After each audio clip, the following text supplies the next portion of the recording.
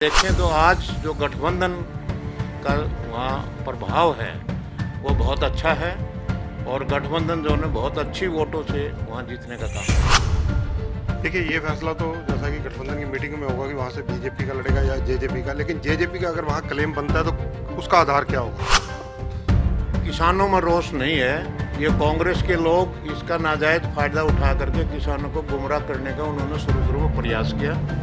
अब वो स्थिति दिन प्रतिदिन सुधरती जा रही है। बीजेपी, कांग्रेस ने और इनेलो ने मिलकर के वह महापंचायत बुलाई थी और उस महापंचायत में केवल 300 लोग गए।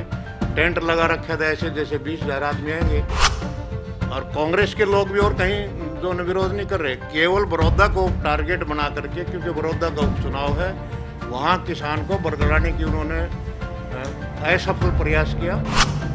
पंजाब केसरी में आप सबका स्वागत है। मैं हूं चंद्रशेखर धरनी। आज हम बात करेंगे जेजेपी के राष्ट्रीय वरिष्ठ उपाध्यक्ष केसी बांगड़ जी से। बांगड़ साहब, पंजाब केसरी में आपका स्वागत है। बहुत बहुत धन्यवाद। बांगड़ साहब, वैसे तो जो राष्ट्रीय अध्यक्ष हैं जेजेपी के, अजय सिंह चौटाला, उन्होंने इस बात को स्पष्ट कर दिया है कि गठबंधन जारी रहेगा, जो किसानों का दबाव जेजेपी पर पड़ रहा है उसको देखते हुए। जी, और बिल्कुल डॉक्टर अजय सिंह जी ने भी कहा है और हमारी पार्टी के सभी सीनियर नेताओं का ये मानना है कि हमारा गठबंधन जारी रहेगा और गठबंधन मजबूती के साथ आज सभी समस्याओं को लेकर के उनका समाधान करने पर जुटा हुआ है। इसके अलावा डॉक्टर साहब, क्योंकि बड़ौदा के चुनाव डिक्लेयर हो चुके हैं, 3 नवंबर के इलेक्शन है, उसको लेकर क्या स्ट्रेटेजी जेजेपी की है? जेजेपी क्या वहाँ से क्लेम करेगी अपने कैंडिडेट का? देखिए, डॉक्टर अजय सिंह चौटाला जी जो हमारे राष्ट्रीय अध्यक्ष हैं, उन्होंने बार बार इस बात को दोहराया है कि जब भी चुनाव डिक्लेयर होगा उसके तुरंत बाद दोनों पार्टियों के शीर्ष नेता बैठ करके ये तय करेंगे कि गठबंधन का कौन उम्मीदवार होगा, कौन सीट जीतने में सक्षम है और कौन सी पार्टी के किस उम्मीदवार को टिकट दी जाए।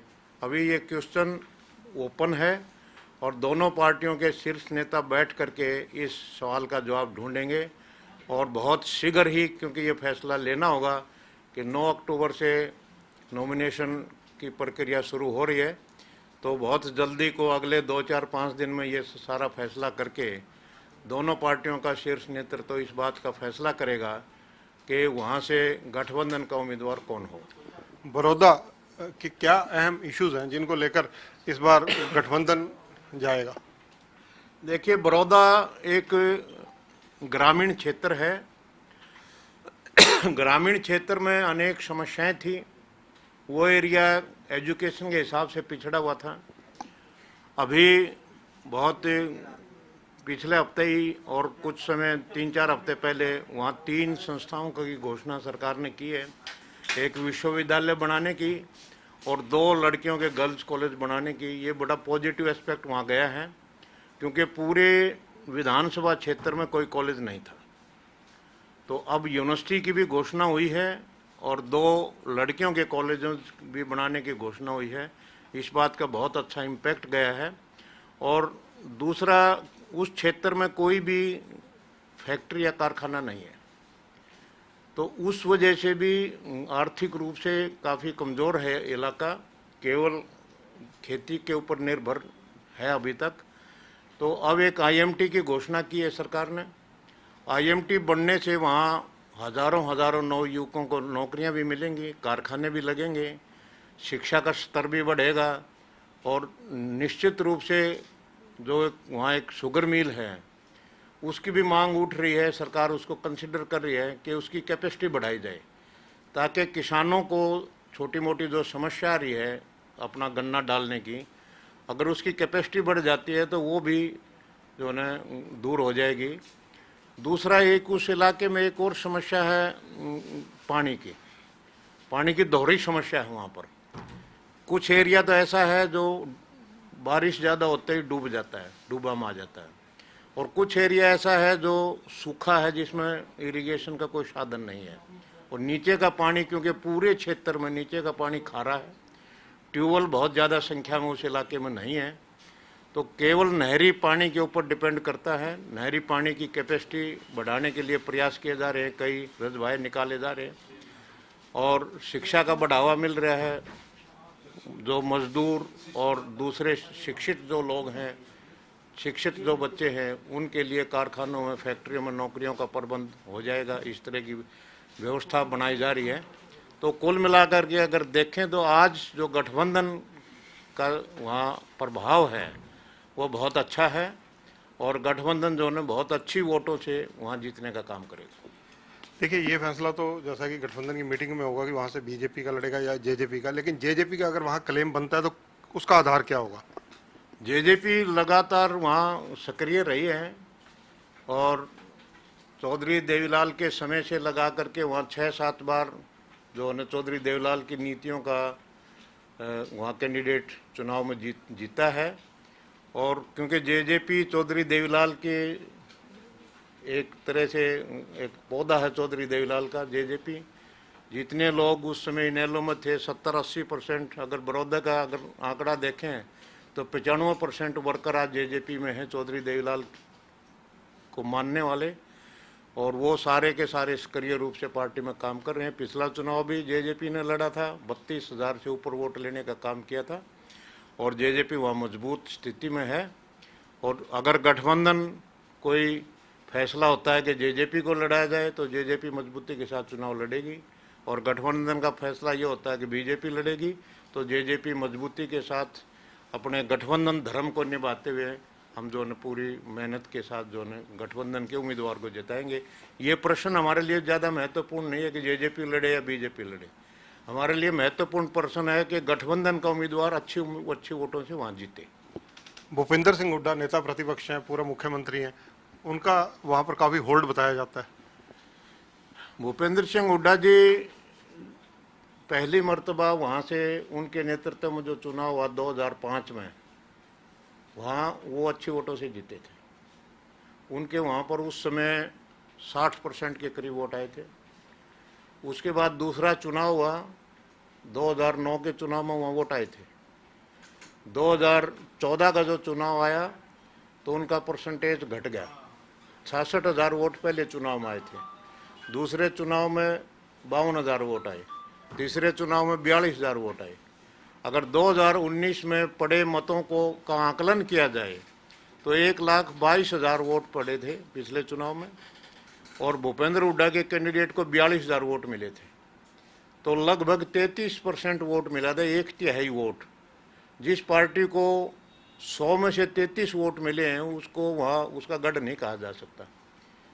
जिसके 42,000 वोट तो उसके हक में पड़े और 80,000 वोट उसके खिलाफ पड़े, तो कांग्रेस का उसको गढ़ नहीं कह सकते उस इलाके को। आज जो 3 कानून नए बने हैं, सेंटर में पास भी हो गए, राज्यसभा लोकसभा में, उनको लेकर किसानों में काफ़ी ज़्यादा रोष है, कांग्रेस भी सड़कों पर है। इसका क्या प्रभाव बड़ौदा चुनावों पर नहीं पड़ेगा? ये किसानों में रोष नहीं है, ये कांग्रेस के लोग इसका नाजायज फायदा उठा करके किसानों को गुमराह करने का उन्होंने शुरू में प्रयास किया।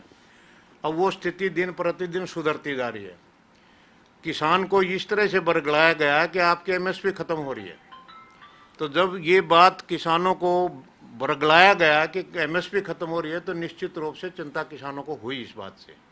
लेकिन अब धीरे धीरे जैसे ये बात दूसरे जेजेपी के नेताओं ने और बीजेपी के नेताओं ने जब ये बात क्लियर की और प्रैक्टिकल रूप से पिछले 2 दिन से एमएसपी के ऊपर धान खरीदा जा रहा है, केंद्र की तरफ से आने वाली रबी फसलों के लिए भी एमएसपी घोषित किया, बढ़ा हुआ एमएसपी, तो किसानों को अब ये बात समझ में आ गई। बार बार ये बात कही गई और अध्यादेशों में कहीं इस बात का जिक्र नहीं है कि एमएसपी खत्म होगी। एमएसपी जो कि त्यों है। जिस तरह से पिछले सालों में किसान अपनी फसल बेचते थे, वो आने वाले समय में भी, इस साल भी, आने वाले समय में भी अपनी फसल बेचते रहेंगे। एक सुविधा किसान को दी गई है कि एमएसपी से ऊपर अगर आपकी फसल आपके गांव में, आपके घर पर, अगर आपके खेत में कोई खरीदने आता है तो आप बेच दीजिए, और कोई आपकी फसल को एमएसपी से कम खरीदता है तो आप मंडी में आए। मंडी में एमएसपी भी अवेलेबल है, मंडी भी अवेलेबल है। जब ये बात किसान को बताई गई तो किसान के समझ में आ गई और वो टाइम फीस हो गए। एक महापंचायत कथूरा गांव में बुलाई गई थी परसों, और वो महापंचायत चम्मन गांव के लोगों से ने बुलाई थी। जैसा प्रचारित किया गया सारे हल्के के चम्मन गांव के लोग इस महापंचायत में शामिल होंगे, और उसमें शामिल हुए केवल 300 आदमी। और भाषण देने वाले कौन थे? कांग्रेस के नेता। भाषण देने वाले इनेलो के प्रदेश अध्यक्ष, कांग्रेस के जो टिकटार थे और दूसरे नेता वो लोग, उन्होंने ही बीजेपी, कांग्रेस ने और इनेलो ने मिलकर के वह महापंचायत बुलाई थी। और उस महापंचायत में केवल 300 लोग गए। टेंट लगा रखा था ऐसे जैसे 20,000 आदमी आएंगे। 300 लोग केवल पहुंचे, वो कांग्रेस और इनेलो के कार्यकर्ता थे, वहाँ एक भी किसान नहीं गया। ये बात सिद्ध करती है कि किसानों में इस समय इस विषय को लेकर के कोई रोष नहीं है। डॉक्टर साहब, एक चीज़ और है, चौधरी देवीलाल और सरदार प्रकाश सिंह बादल दोनों पगड़ी बदल भाई कहलाते हैं। उन जो हरसिमरत कौर बादल ने इस्तीफा दिया, फिर अकाली दल ने एनडीए से किनारा किया, बीजेपी से किनारा किया, इस घटनाक्रम का हरियाणा पर क्या असर देखते हैं? देखिए, वो अकाली दल की अपनी राजनीति है। हर पार्टी अपनी अपनी राजनीति तय करती है, अपने अपने हिसाब से फैसले लेती है। अकाली दल की राजनीति का हमारी राजनीति का कोई मतलब रिपीटिशन नहीं है। हमारी अपनी राजनीति है जेजेपी की। हम अपनी राजनीति पर अपनी रणनीति बना करके अपनी रणनीति पर काम कर रहे हैं। उनकी अपनी रणनीति है, उनकी अपनी राजनीति है। अकाली अपनी राजनीति के हिसाब से काम कर रहे हैं। लेकिन ये अध्यादेश जो है कोई हरियाणा और पंजाब के लिए नहीं है। यह अध्यादेश पूरे देश के लिए है और देश की पार्लियामेंट, लोकसभा, राज्यसभा ने इनको अप्रूव किया है। तो कहीं देश में कहीं पर भी इस तरह की कोई बात नहीं है। वे देश में पार्टियां, तो इलेक्शन कमीशन ऑफ इंडिया में 800 पार्टियां हैं। 800 पार्टियों में से केवल एक पार्टी के एक आदमी ने रिजाइन कर दिया, तो वो उससे ये प्रदर्शित नहीं होता कि यह अध्यादेश जो है किसानों के खिलाफ है। पूरे देश के 30-32 राज्य हैं, 8-10 जो है यूनियन टेरिटरी हैं, कहीं पर भी किसान का कहीं पर भी विरोध नहीं है। 800 पॉलिटिकल पार्टियों में से केवल यहाँ, और कांग्रेस के लोग भी और कहीं जो है विरोध नहीं कर रहे, केवल बड़ौदा को टारगेट बना करके, क्योंकि बड़ौदा का उपचुनाव है, वहाँ किसान को बरगलाने की उन्होंने असफल प्रयास किया। किसान ने उनको ठुकरा दिया और उनकी किसी भी सभा में, किसी भी उन द्वारा आयोजित जलसों में कहीं पर भी किसान पार्टिसिपेट नहीं कर रहा। धन्यवाद वांगड़ साहब। तो ये हैं डॉक्टर केसी वांगड़, जो बड़े स्पष्ट शब्दों में कह रहे हैं कि किसी भी प्रकार से गठबंधन में कोई भी तकरार नहीं है, कोई भी मतभेद नहीं है और ये गठबंधन मजबूती से एक साथ चल रहा है। डॉक्टर अजय सिंह चौटाला इस बारे में पहले ही कह चुके हैं। और जहाँ तक किसानों के 3 कानूनों की बात है, उन कानूनों के नाम पर कांग्रेस जो है बहकाने की कोशिश कर रही है। महापंचायत भी एक की, उसमें मात्र 300 लोग आए और राजनीतिक लोग ही मंच पर ज़्यादातर बैठे हुए थे। कैमरामैन सुनील के साथ चंद्रशेखर धरनी, पंजाब केसरी टीवी, चंडीगढ़।